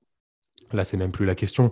Tu as un petit peu une addiction, comme tout le monde qui fait des sports à haute intensité, à la souffrance, à la douleur post-entraînement ou pendant l'entraînement. Pourquoi tu fais tout ça en vrai? Qu'est-ce qui te motive au fond de toi à faire tout ça? Et je le transfère même dans ton travail. Qu'est-ce qui te motive à faire ce travail qui, encore une fois, a responsabilité? Je dénigre personne, mais tu n'es pas, voilà, t'es pas en train de laver des voitures la journée. Tu as quelque chose qui a une responsabilité importante. Euh, Pourquoi tu as choisi ça? Parce que c'est toi qui le choisis, personne ne te l'impose, encore une fois, hein. Exactement, mais parce qu'en fait, c'est ça qui me fait vibrer. Tu vois, j'ai besoin d'être comment dire, d'être en danger, d'être sur le fil, de me tester tout le temps. J'ai ce besoin-là vraiment. C'est ça qui m'anime en fait. Tu vois, je ne suis pas capable aujourd'hui de faire quelque chose qui est simple. J'ai besoin de me mettre en danger et j'ai besoin de réussir à faire quelque chose qui paraît impossible à faire. Depuis que je suis toute petite, on me dit t'arriveras pas à faire tes lacets, t'arriveras pas à prendre ta pomme, t'arriveras pas à machin, t'arriveras pas à truc. Pourquoi? Parce que j'ai qu'un bras? Tu rigoles ou quoi? Tiens, Ah, je vais te la montrer. pomme, quand même, ils sont pas sympas, hein. Bah, la pomme, non, mais c'est parce que c'est une histoire de quand j'étais bébé. En fait, à l'époque, j'utilisais pas du tout mon bras pour porter des choses. Et en fait, je voulais absolument prendre une pomme. Euh, et ma main était trop petite, tu vois, elle n'avait pas l'envergure pour soulever la pomme, quoi. Et en fait, je sais pas, j'ai dû m'acharner dessus pendant plusieurs minutes. Et mon père, il me regardait, tu vois. Et il se disait, mais il n'y arrivera jamais à soulever la pomme, elle est trop petite sa main. Et en fait, au bout d'un moment, bah, tu vois, j'ai réfléchi et je me suis dit que si je la prenais par le dessus, bah, la circonférence de la pomme était plus petite que si je voulais la prendre sur le côté et que j'arriverais à la soulever, quoi. Et donc, j'ai pris ma pomme, je me suis barrée. Et donc, c'est ça aussi, tu vois, c'est de se dire, je n'échouerai pas. C'est aussi pour ça que j'ai une relation à l'échec particulière, c'est que je n'accepte pas de rater. Comme beaucoup de monde. Et, ouais. Et ça, c'est important dans ma vie. Et du coup, en fait, quand j'arrive quelque chose, et ben c'est bon, hop, check, ça, je tourne la page et puis j'écris quoi sur la page suivante. Toujours aller chercher plus loin, être toujours une meilleure version de moi-même. Et, et puis, indirectement, c'est aussi prouver aux gens que bah oui, je suis capable de faire des choses et que malgré ce qu'ils peuvent penser, bah, ouais, je peux le faire. Et je pense que c'est ça vraiment qui me motive au quotidien, tu vois. C'est ce que tu as dit à la fin, là, c'est très intéressant parce que tu ne te le caches pas et ça, c'est quand même très important. Je pense qu'aujourd'hui, il y a beaucoup d'entre nous qui se cachons le fait qu'on fait beaucoup de choses pas pour les autres, hein, mais en, en se mettant en parallèle du regard des autres, on va dire. Ça, c'est quand même important. Et il ne faut pas se le cacher. Je vais dire un biais cognitif. C'est pas un biais cognitif, mais c'est une façon de réfléchir de tout être humain qui est quand même importante. Et une fois que tu l'as accepté, déjà, ça change beaucoup de choses parce que tu sais qu'il y a une partie de toi qui fait ça pour montrer aux autres que tu es capable de faire les choses. Si je fais un petit parallèle assez rapide, bon, il y a des catégories dans les catégories adaptives au CrossFit. Évidemment, tu ne concours pas avec des personnes qui ont tous le même handicap, enfin, qui ont un handicap différent, parce que sinon, ça n'aurait pas forcément de sens. Je te pose une question qui peut paraître un petit peu bizarre pour certains, je pense, mais tu es quelqu'un, tu viens de nous le dire, qui aime se dépasser, apprendre des nouvelles choses, toujours prouver que tu es capable de faire des choses différentes, etc. Moi, encore une fois, je pense que tu n'as pas de limite stricte, du moins. Qu'est-ce que tu penses des gens en situation de handicap ou pas, hein, là n'est pas vraiment la question, mais toi, tu vas être plus à même de nous en parler, qui se laissent un petit peu aller dans la vie de tous les jours, dans le système, etc., qui ne forcent pas les choses pour avancer et potentiellement se donner les clés pour faire mieux et progresser, peu importe le niveau. Qu'est-ce que tu en penses et ton point de vue, sachant que tu peux parfois être en lien avec des gens qui sont en situation de handicap et qui n'ont pas ta volonté, qu'est-ce que tu penses de ça, en étant objective, hein? Objectivement, je pense que déjà, c'est l'éducation qu'on a eue qui fait la base de la gestion de ton handicap.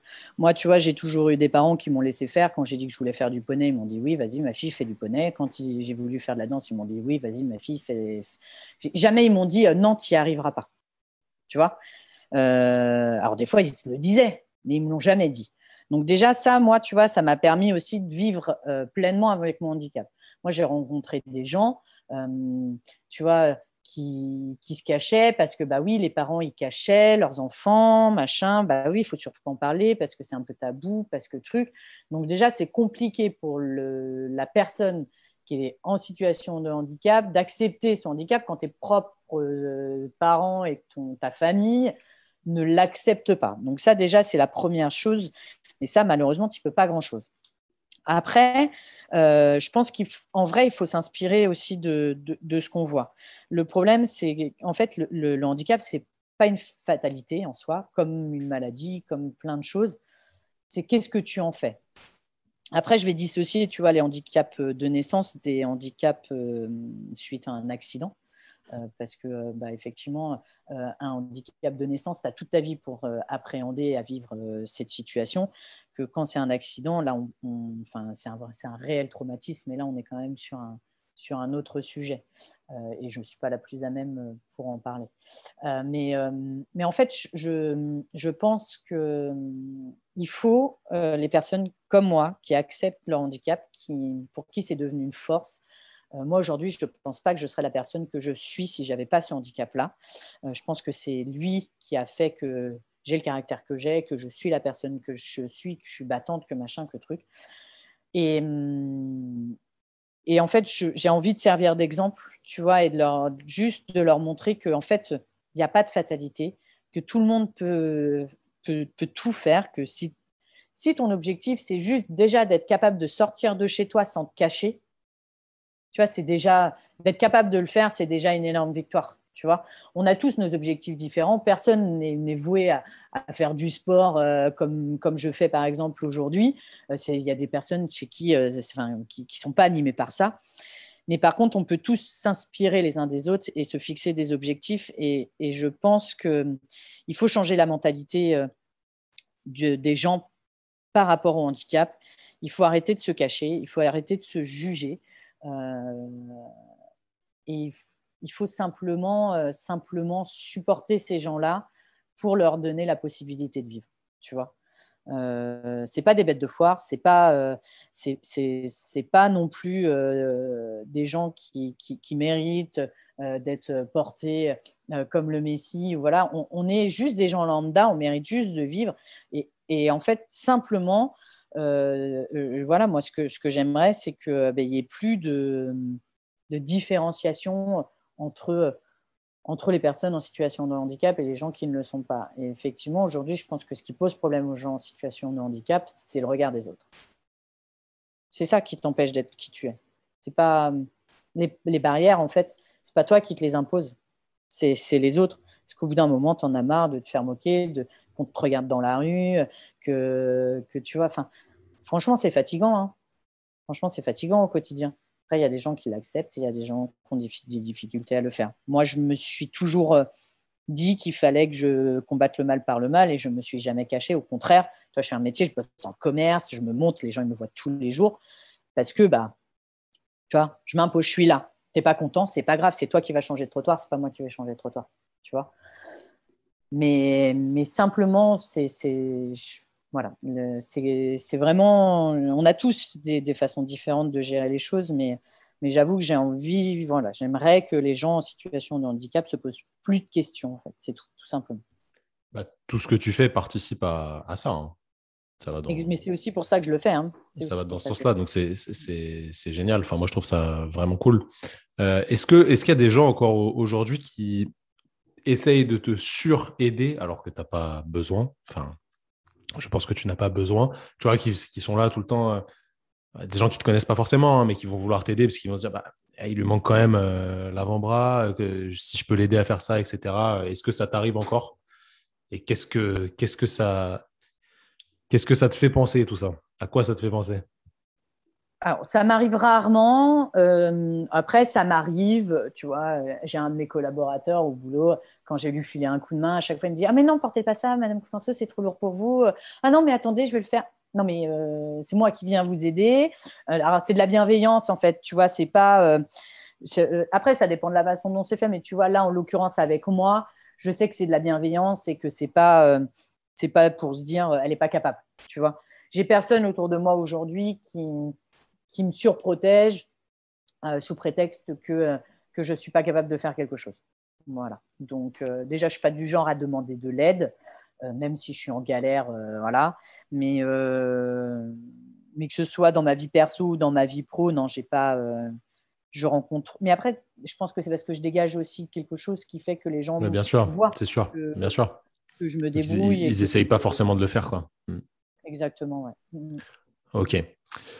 Bon, alors, je vais te proposer une liste, c'est le rituel sur ce podcast, une liste de valeurs. Alors, les valeurs, comment te le décrire?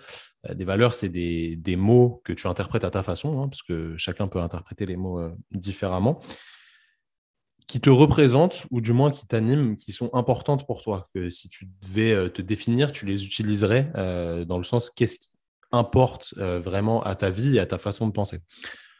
Je t'en propose quelques-unes. Essaye de bien écouter parce que je vais essayer de ne pas en proposer trop, hein. Et tu essayes de m'en garder trois.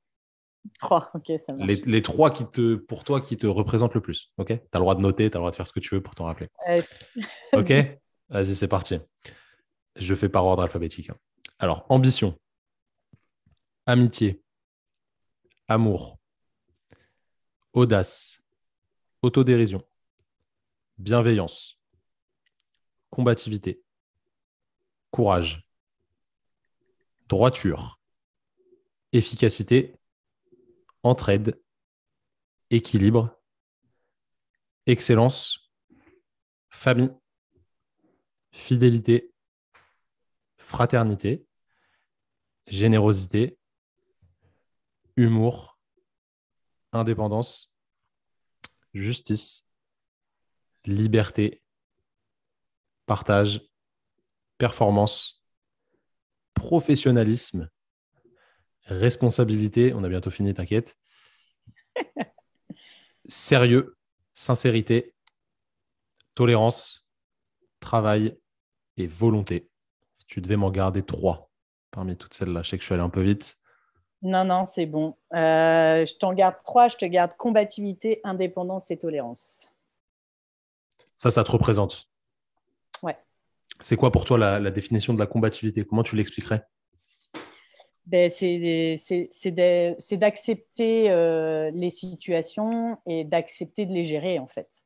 La combativité ne veut pas dire réussir, mais veut dire apprendre et surtout se donner les moyens de gérer une situation simple, compliquée ou autre, mais de l'accepter et de faire en sorte de la surpasser, en fait. Ok, donc ça représente ce que tu fais tous les jours, évidemment, à l'entraînement ou au taf. Tolérance, bon, on vient d'en parler, mais si tu devais mettre des mots dessus. La tolérance, c'est juste d'accepter des choses qu'on ne maîtrise pas ou qui ne nous animent pas, en fait. Il faut accepter que autrui soit différent, il faut accepter que des situations ne soient différentes de ce qu'on a envie. Il faut... En fait, tu vois, je le mettrais en phase d'absence de jugement, quoi. Ne pas juger, pour moi, c'est hyper important. C'est aussi très difficile, hein, mais la tolérance, c'est vraiment la base de ma vie. Et ce qui, pour moi, est le plus important, c'est d'accepter que tout le monde soit différent, que tout le monde avance de façon différente et que nous n'ayons pas tous les mêmes objectifs et les mêmes envies. Je pense qu'à partir du moment où on accepte ça, on arrête de se faire des nœuds au cerveau et que en fait, du coup, tu vis ta vie à toi. Est-ce qu'il y a des trucs que toi, tu ne tolères pas? Alors, il y a des choses que je ne tolère pas, tu vois, par exemple, ça va être la moquerie, la méchanceté. La méchanceté, c'est quelque chose que je ne tolère pas. Parce que c'est quelque chose de gratuit et la majorité du temps infondé.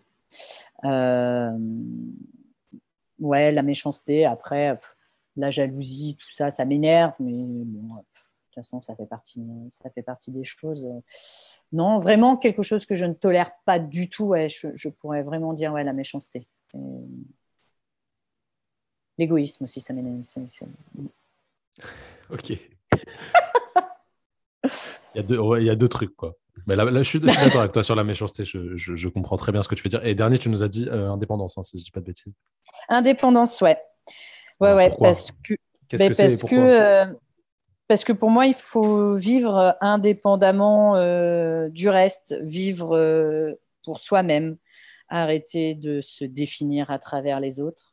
Moi, aujourd'hui, si je fais quelque chose, alors oui, je cherche de la reconnaissance, mais je ne fais pas quelque chose pour faire plaisir ou en me disant, tiens, les gens, ils vont penser ça de moi, machin et tout. Non, si je fais quelque chose aujourd'hui, c'est pour moi. Je n'ai besoin de personne pour le faire. C'est mes décisions. Et, et sans ça, je pense que ma vie ne serait pas ce qu'elle est aujourd'hui. Je n'ai Très bien besoin dit. de... C'est très bien dit. Ouais. Ouais, je vis pour moi, je prends mes décisions pour moi. Et au final, tout, tu vois, mes amis, mon entourage et tout, bah, en fait, il est toujours là malgré que je sois indépendante et que je fasse les choses pour moi. Euh, ouais, pour moi, c'est important. Ok.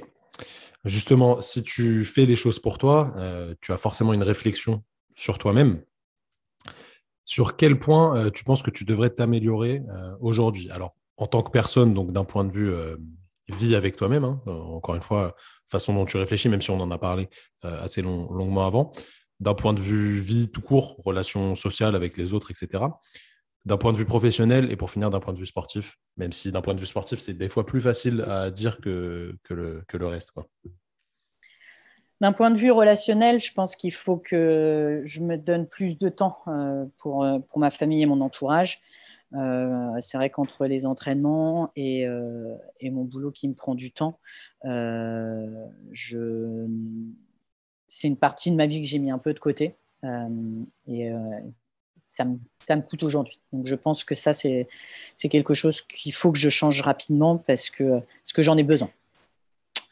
D'un point de vue professionnel, ça va être de trouver une nouvelle fonction dans laquelle je m'épanouis. Parce que ça y est, j'ai fait le tour de ce que je n'apprends plus rien.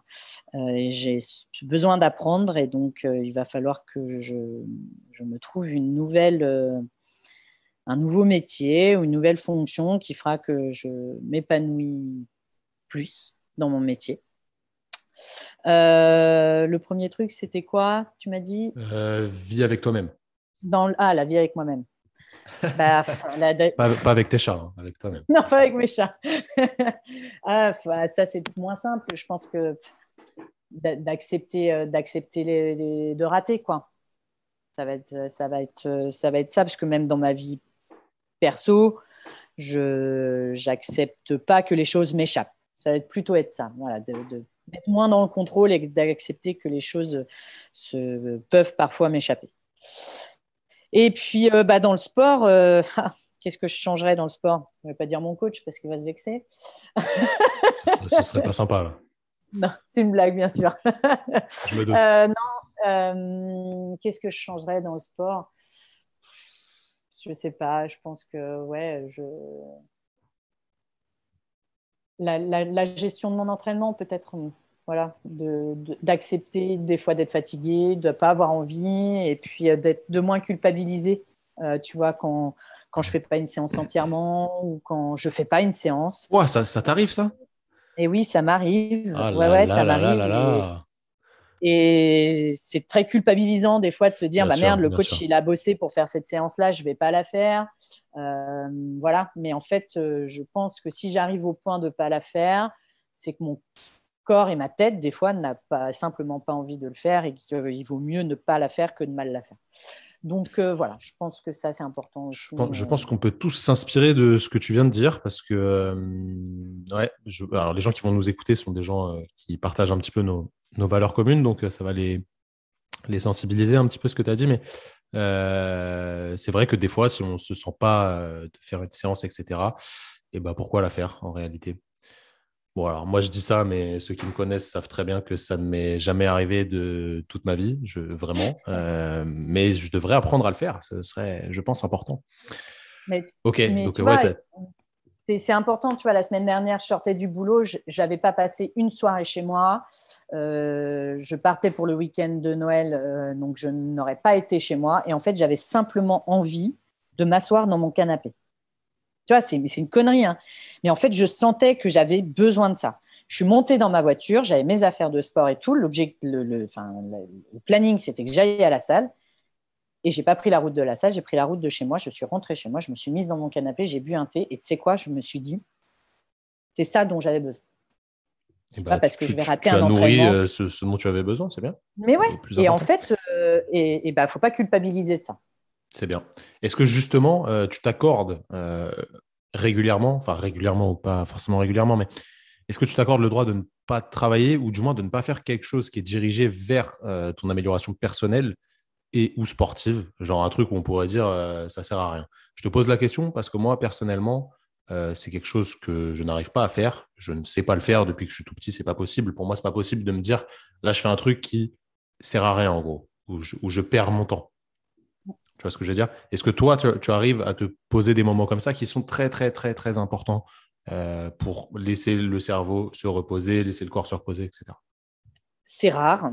C'est rare parce que forcément, mon planning ne me. Enfin, je ne m'autorise pas beaucoup de moments comme ça. Mais par contre, quand j'en ressens le besoin, je l'accepte et je le fais. Ça m'arrive pas souvent, mais tu vois, il y a vraiment des fois où je n'ai vraiment strictement envie de rien faire, de ne voir personne, de chiller toute la journée, pas de lire, tu vois, de passer ma journée sur les réseaux à rien faire, à regarder des vidéos de merde. Ça m'arrive peut-être une fois tous les 36 du mois, mais par contre, quand j'en ai envie, oui, je le fais. Tu vois, la semaine dernière, de venir m'asseoir dans mon canapé. Clairement, je n'ai rien fait de ma soirée, hein. Elle a été improductive au possible. Mais j'en avais besoin. Parce qu'au boulot, c'était la course avec Noël. Parce que j'avais vraiment pas envie d'aller m'entraîner. J'avais pas envie d'aller à la salle. J'avais pas envie de voir du monde. Et bah, franchement, je me suis couchée. C'est vrai qu'au moment. Après, tu te dis, putain, j'ai perdu mon temps. Mais en fait, non, tu n'as pas perdu ton temps. Parce que de faire ça, bah, ça m'a apporté à moi, personnellement. Je me suis retrouvée avec moi-même et ça m'a fait du bien. C'est très intéressant. Alors, je rebondis, ne faites pas de raccourcis en vous disant ouais, souvent, Anne-Laure, elle fait rien, etc. C'est absolument pas le cas, hein. Je tiens à le rappeler, ça arrive vraiment tous les 36 du mois, comme elle a dit. Donc, ça peut arriver et tu l'acceptes si ça arrive, donc tant mieux, c'est cool. C'est cool. Bon, on va arriver à la fin de ce podcast. Qu'est-ce que. Je vais faire petite parenthèse plutôt ouverte, sans parler forcément du contexte actuel, vaccin, tout le bazar, machin.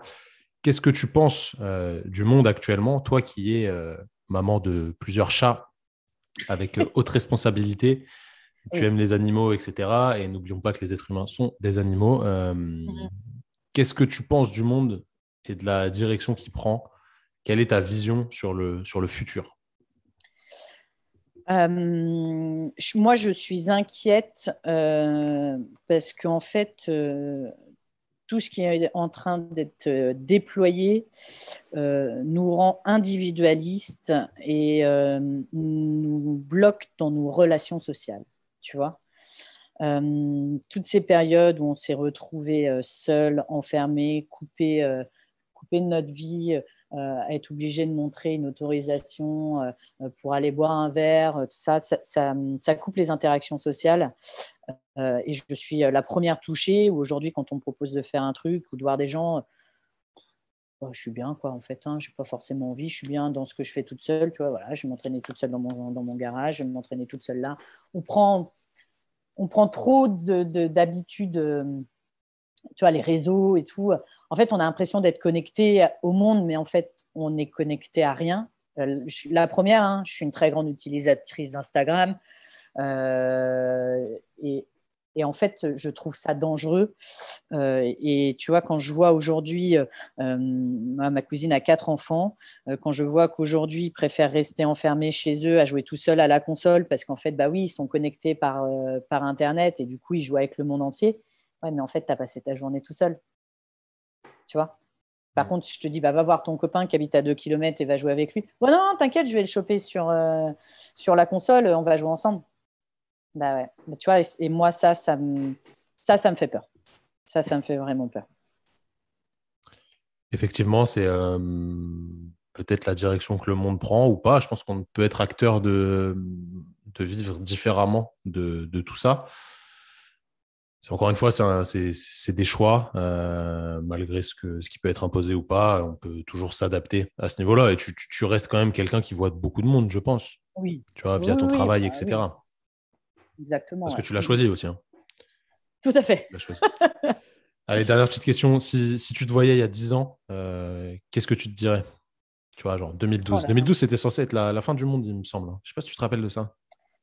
Ah oui, c'est vrai. Oui, oui, c'est On devait vrai. tous Bah écoute, bon exploser le après, 31 décembre 2012.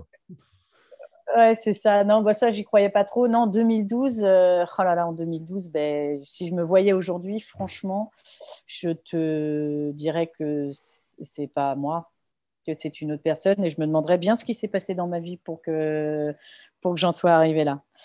Je serais très surprise de me voir. C'était pas du tout écrit comme ça. Et tu te dirais quoi? Ouais, que je suis fière. Non, mais à toi, si tu devais te parler à toi-même, Ah, tu je me vois. dirais quoi?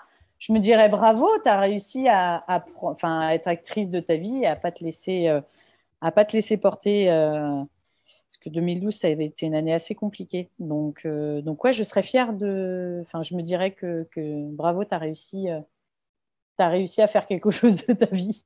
Tu peux être fière. Ouais. Effectivement, moi, je trouve que tu es en train de construire quelque chose de très, très solide et je t'encourage à continuer dans ce sens-là, même si je n'en ai absolument aucun doute là-dessus. Anne-Laure, merci beaucoup pour ta Merci participation. à C'est toi. super cool. J'espère qu'on se recroisera bientôt. Il n'y a pas de raison. Je te souhaite tout ce qu'il faut en termes de travail pour les derniers jours qui te séparent de Miami. Et puis, on Merci. suivra tous ta compète là-bas. Ça va être très bien, je pense. Du moins, ça va être mieux que toutes les autres qui étaient avant encore. Ça va être Oh encore oui. mieux, tu vois. Oh oui. T'es encore plus prête et tout va bien se passer. En plus, il doit faire beau là-bas en ce Exactement. moment, là. Oui, il fait très beau, ouais. Donc déjà rien que le soleil, ça va nous faire du bien, ouais. Ça va être mieux que la Bretagne. Ok, C'est et clair. ben, Anne-Laure, merci beaucoup. Je te laisse aller courir Merci à tranquille. toi. Et C'est puis, gentil, merci. merci à tous d'avoir écouté. J'espère que tout ça, ça vous a intéressé. Vous pouvez retrouver Anne-Laure sur tous ses réseaux sociaux. Tu peux nous redire ton Instagram, j'ai peur de dire une bêtise. Donc, mon Instagram, anl.c, et puis bon, sur Facebook, Anne-Laure Coutenceau. Classique. Merci à tout le monde Voilà. d'avoir écouté et puis bonne soirée, bonne journée, peu importe où vous nous écoutez. On espère qu'on vous a transmis de bonnes vibes et on se dit à bientôt. Salut Anne-Laure. Merci, salut.